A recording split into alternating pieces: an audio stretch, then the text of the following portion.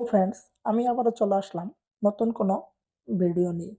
আজকে দেখাবো কিভাবে ফেসবুক মেসেঞ্জার কপি করে চালাতে হয়। এখন ফেসবুক মেসেঞ্জার লাইট একটু সমস্যা দেখা দিয়েছে।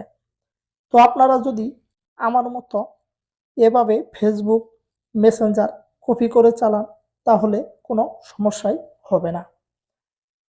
তো চলুন কিভাবে ফেসবুক মেসেঞ্জার কপি করে চালাতে হয় সেটা দেখিয়ে দিতেছি। তো আমি ফেসবুক মেসেঞ্জার এগুলো কপি করার জন্য চলে যাব প্রথমে সেটিংস আইকনে। এখানে আসার পর নিচে একটু স্ক্রল করে গেলে এখানে দেখতে পারবেন অ্যাডভান্সড লেখা রয়েছে। তো আমি অ্যাডভান্সডে চলে যাব। এখানে আসার পর এখানে লেখা রয়েছে ডুয়েল মেসেঞ্জার। তো আমি ডুয়েল মেসেঞ্জারে চলে যাব।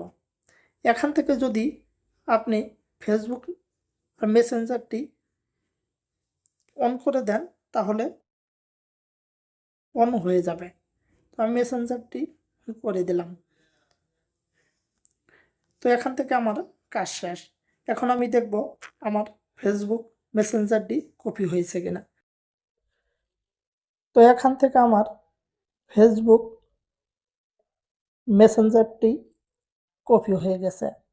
এখন যদি এভাবে আপনারা চালান তাহলে কোনো সমস্যাই হবে না।